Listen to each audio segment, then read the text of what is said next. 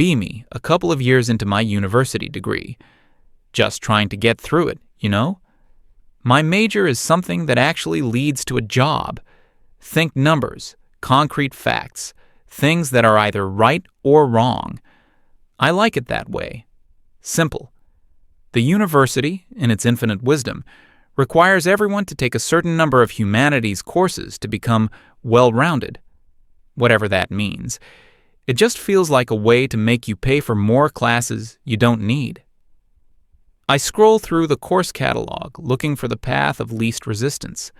Found a course called Introduction to Modern Social Structures. Sounds harmless enough. Probably talk about governments and economies. Easy A, I figured. That was my first mistake. My friend, let's call him Scott, signed up for it too. We were in the same boat, just wanted to check a box and move on. First day of class. We walk into the lecture hall and find a spot in the back.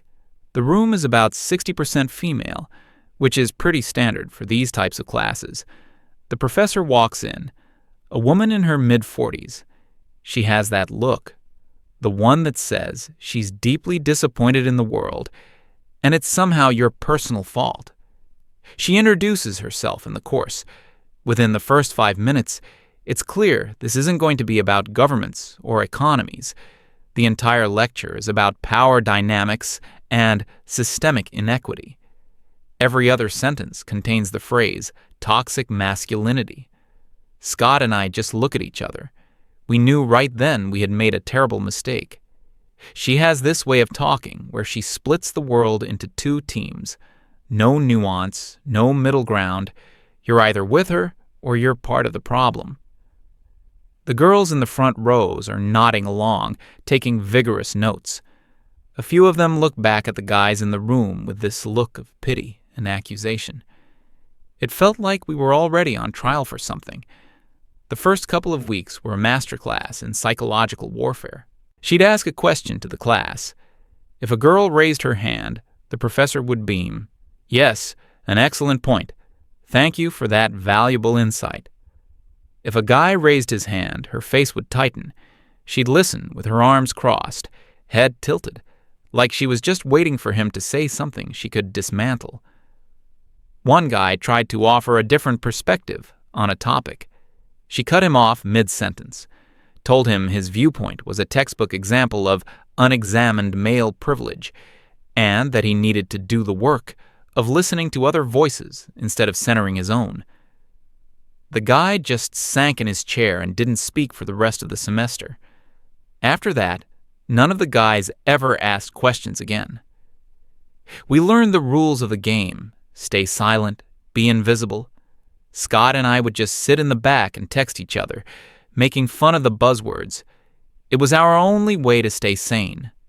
She made it clear that your grade wasn't just about what you knew, but about whether you understood her perspective, which really just meant agreeing with her, loudly and often. Assignments were all essays on vague topics. Things like, discuss how your personal identity intersects with societal power structures. It was impossible to get a good grade if you were a guy. I tried to write a neutral, well-researched paper. Got a CE with a note that said I failed to meaningfully engage with the core concepts of the material. Scott wrote a paper basically saying the same thing but got a D. His note said he exhibited a concerning lack of self-awareness. Meanwhile, a girl who sat near us got an A+ for a paper that was just a page and a half of pure word salad about her feelings. We saw her showing it to her friends. It was barely coherent, but it was the right kind of incoherent. It was frustrating, but we figured we could just scrape by with a passing grade and be done with it. Then came the announcement about the midterm exam. The professor stood at the front of the room with that smug little smile of hers. She said the midterm would account for 40% of our final grade. It was designed to be a rigorous evaluation of our comprehension and critical engagement. You could feel the anxiety spike in the room, at least on the male side of it.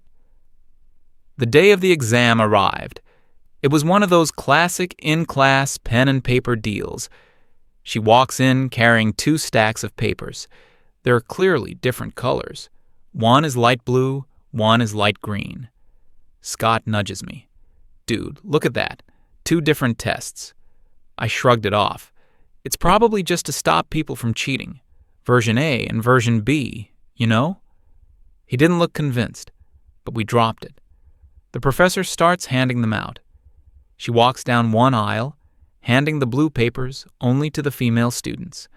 Then she walks down our aisle, handing the green papers to all the male students. It wasn't subtle. It was methodical. My heart sank. Scott was right. This wasn't right. She gets back to the front of the room. You have 1 hour, begin. I flip the paper over. It's 3 long-form essay questions.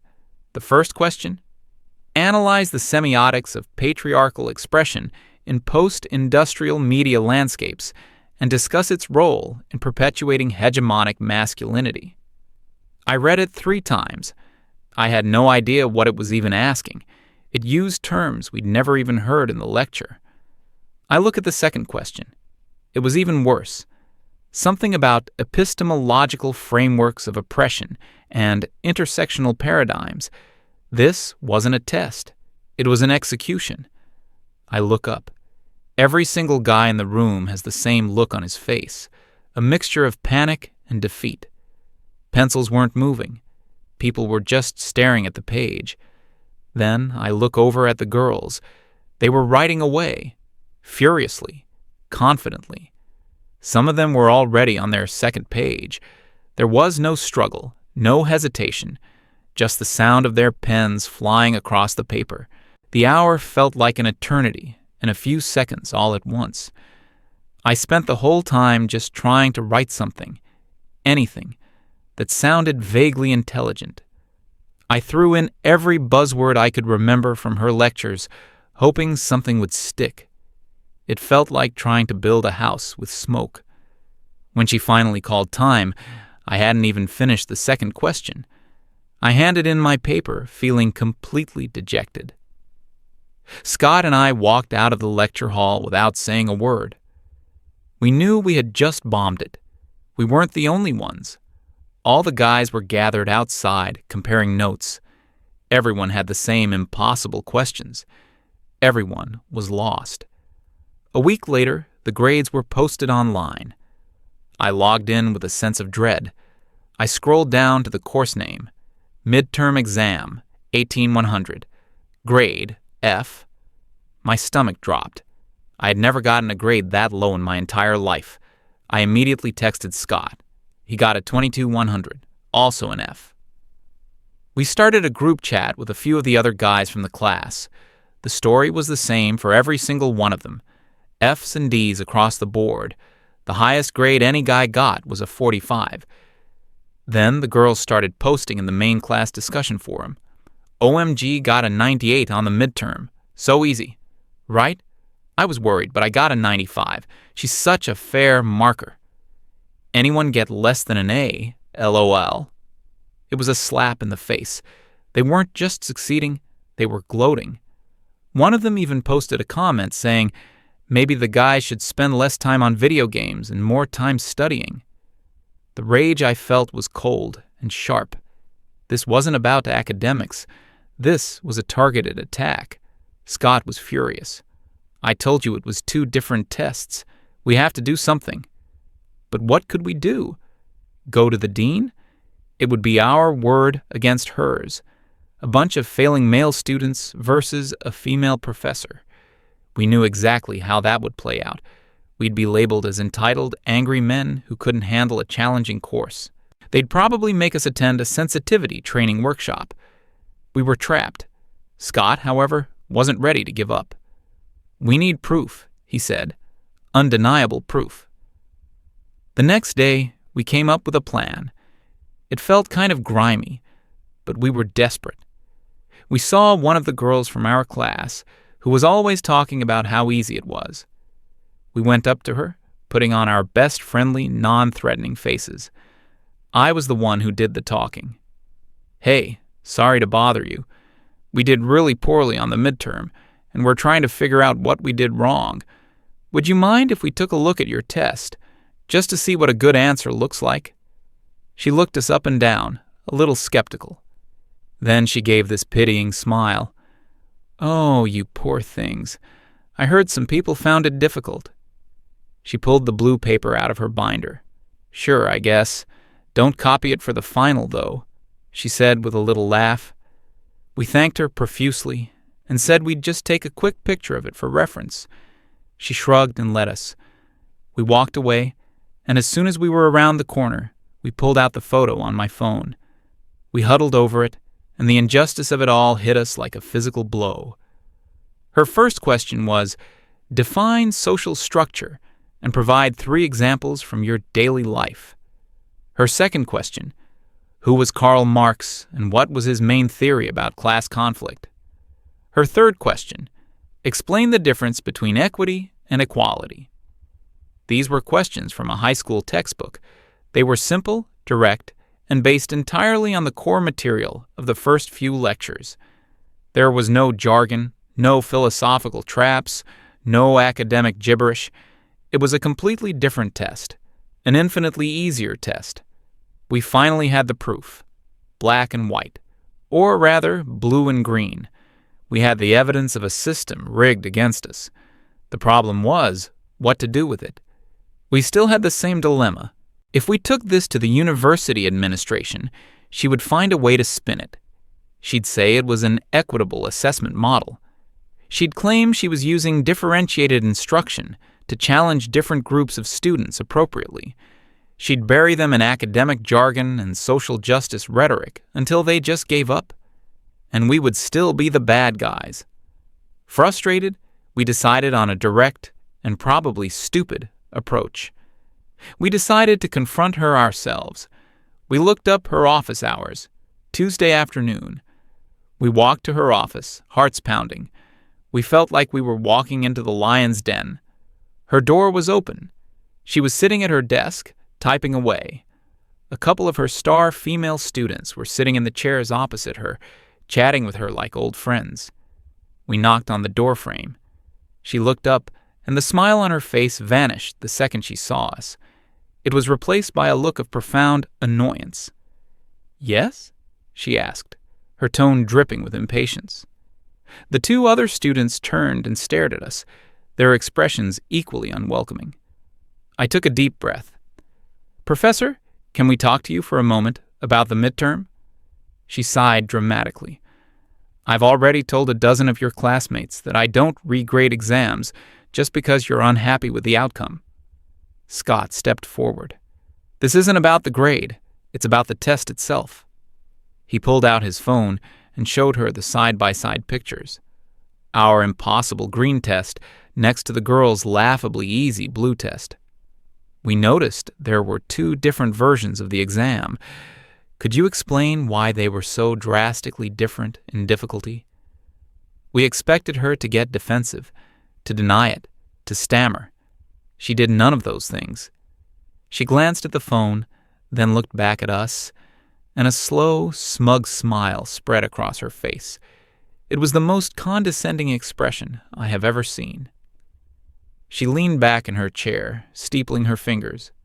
The 2 girls in her office were now openly smirking. They knew what was going on. They were in on it. The professor looked at us like we were insects.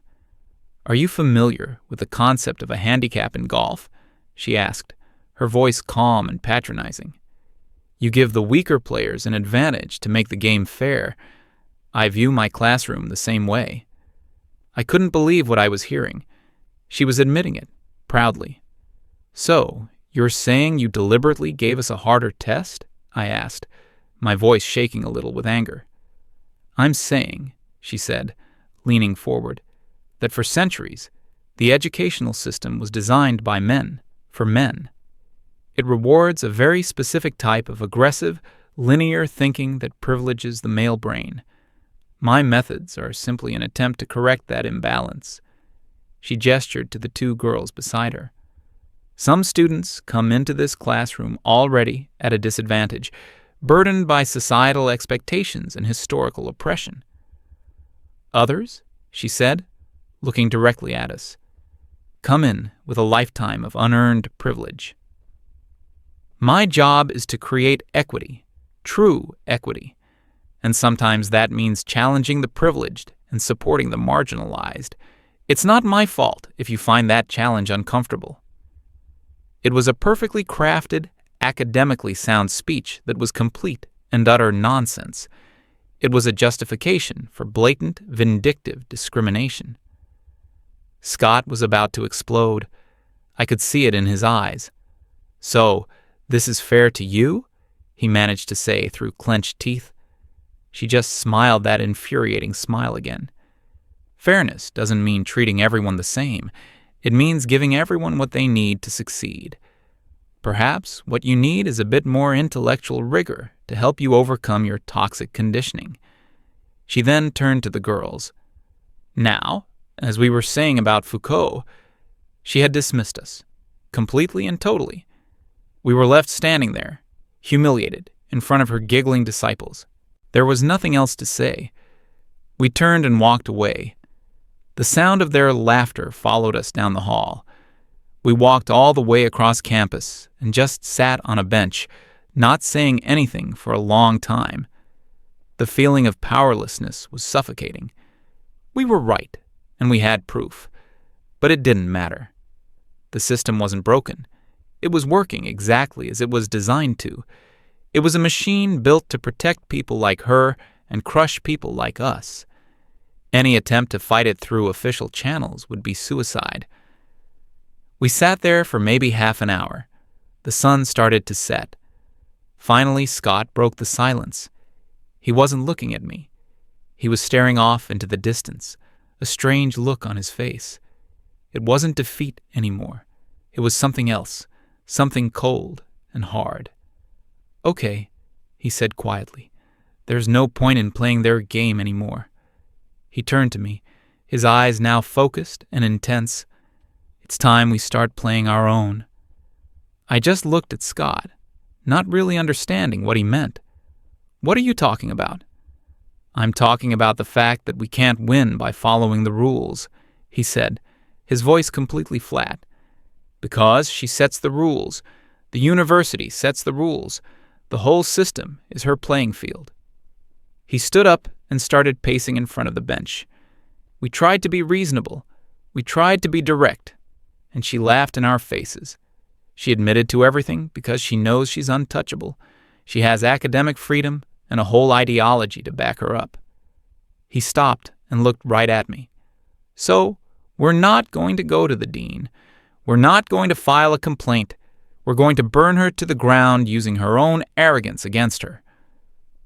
A plan started to form right there on that bench. It was risky. It was underhanded. And it was our only shot. The core of the idea was simple. Her biggest strength was her towering ego. She was so convinced of her own moral and intellectual superiority that she couldn't imagine anyone ever successfully challenging her. That ego was the crack in her armor. We just had to figure out how to break it wide open. The final exam was in 3 weeks. We needed something concrete. Something that couldn't be explained away with academic jargon. We needed her own words, spoken in her own voice, admitting exactly what she was doing. Scott's plan was audacious. He was going to go back to her office hours, but this time he was going to go alone. He wasn't going to go as an angry student. He was going to go as a convert. It took us a few days to get the script right. We rehearsed it. He had to be completely convincing. The following week, he went. I was waiting outside the building, so nervous I thought I was going to be sick. He had his phone in his shirt pocket, set to record audio. He walked into her office. I found out later there were a couple of other students there again, her usual fan club. Scott started his performance. He told her he'd been thinking a lot about their last conversation. He said that at first he was angry, but then he realized she was right. He told her he'd been blind to his own privilege his whole life, and that her challenging midterm was the wake-up call he needed. He laid it on thick. He used her own buzzwords against her. He talked about unlearning his toxic programming and wanting to become a better ally. According to Scott, her entire demeanor changed. The sneer was gone, replaced by a look of triumphant vindication. She had broken one of us. Her methods were working. The other students in the room were looking at Scott with newfound respect. He was the lost sheep who had seen the light. She gestured for him to sit down. She asked him what had brought about this change of heart. Scott told her he was fascinated by her pedagogical strategy. He said he thought it was brave and revolutionary. He asked her if she could explain the theory behind it more, because he wanted to truly understand it. He had handed her a golden invitation to monologue about her favorite subject, herself, and she took it. For the next 15 minutes, with the recorder capturing every single word, she laid out her entire discriminatory philosophy. She bragged about it. She called her two-tiered testing system a necessary corrective action in a world that coddles men from birth. She explained in excruciating detail how she carefully calibrated the difficulty of the men's exams to be just on the edge of impossible to induce a sense of intellectual humility. She mentioned that the women's exams were designed to be empowering and confidence-building to counteract the systemic discouragement they face elsewhere. She even laughed as she described watching the male students' faces during the midterm, calling it a valuable learning experience for them, even if they don't realize it. One of the other girls in the room chimed in, saying she thought it was a brilliant idea and that all professors should do it. The professor agreed, saying that one day people would look back on her methods as pioneering. Scott just sat there, nodding along, asking an occasional question to keep her talking. He played his part perfectly. When she was done, he thanked her, saying she had given him so much to think about. He walked out of that office, got outside, and took the deepest breath of his life. He met me, and we walked back to my apartment without saying a word. We sat down, he took out his phone, and he hit play. We listened to the entire recording. It was worse than we could have ever imagined. It was a 15-minute crystal-clear confession filled with arrogance and contempt. It was our weapon. We didn't act immediately. We waited. We knew timing was everything. We spent the next week just going through the motions, attending her class, keeping our heads down. She'd occasionally look at Scott and give him a small, knowing smile. She thought he was on her team now. The irony was so thick you could choke on it. The night before the final exam, the entire university was on edge, everyone cramming for their tests. That's when we decided to strike. We created a throwaway email address and a burner account on every social media platform we could think of. We drafted a post. It was simple, direct, and factual. Subject: Evidence of systematic discrimination in course name. The body of the post was just a few lines. For anyone who has taken this course, here is proof of the professor's grading practices. Attached are 2 files. The first is a side-by-side comparison of the midterm exams given to male and female students. The second is an audio recording of the professor explaining her methods in her own words. We attached the picture of the 2 exams, also MP3 file. Then we hit send. We posted it on the university's main subreddit. We posted it on the student-run Facebook pages. We sent it to the campus newspaper. We sent it to a few online blogs that we knew would be very interested in this kind of story. And then we shut my laptop, turned off our phones, and went to bed. The next morning, I woke up and the world had changed. When I turned on my phone, it was immediately overwhelmed with notifications. The story was everywhere. The subreddit post had thousands of upvotes and hundreds of comments. Guys from previous years were coming out of the woodwork, sharing their own horror stories from her classes. I thought I was just stupid. This explains everything. She failed me on a paper because I quoted a male author. She said his perspective was irrelevant. My GPA took a permanent hit because of this class. I'm so glad someone finally exposed her. The Facebook posts were being shared by the thousands. Parents were commenting, outraged. Alumni were commenting, disgusted. By mid-morning, the campus newspaper had run a front-page story on it. The audio file was the kill shot. No one could argue with it. There was no ambiguity. It was a direct, proud confession of discrimination. We went to take the final exam. It was supposed to start at 9 a.m. We get to the lecture hall, and there's a crowd of students outside, all talking. The air is buzzing. The professor is nowhere to be seen. A few minutes later, the department head, a flustered-looking man in a rumpled suit, shows up. He announces that due to unforeseen circumstances, the final exam has been canceled. A huge cheer went up from the crowd. He then announced that the university was launching a full and immediate investigation into the allegations. He looked terrified. The university's PR machine was in full meltdown. The fallout was swift and brutal. The story got picked up by local news, then national news outlets. It became a case study in academic malpractice. The professor was immediately placed on administrative leave. She released a statement through her lawyer claiming the recording was taken out of context and that her methods were academically sound and pedagogically justified. Nobody bought it. The audio was too damning. A week later, we got an email from the university registrar. It stated that due to the extraordinary circumstances, all grades for our class for that semester were being retroactively changed. Every single student was given a pass grade, which would not affect our GPAs. It was a total victory. We didn't have to suffer for her insanity. 2 weeks after that, the university quietly updated its faculty directory. Her name was gone. Her profile page was a 404 error. An internal email later confirmed that she had been separated from the university. She was fired. Scott and I went out for a beer that night to celebrate. We sat at a table, not really saying much. It was surreal. We had been two guys, backed into a corner, with a system designed to ignore us. We had no power, no authority, no one on our side. But we had the truth, and we had a plan. We saw firsthand that these people, who act so high and mighty, so untouchable, are often just bullies with a fancy vocabulary. Their ideology is a house of cards, and all it takes is one good push to bring the whole thing down. The best part was, she never knew it was us. We were just two more faces in the crowd.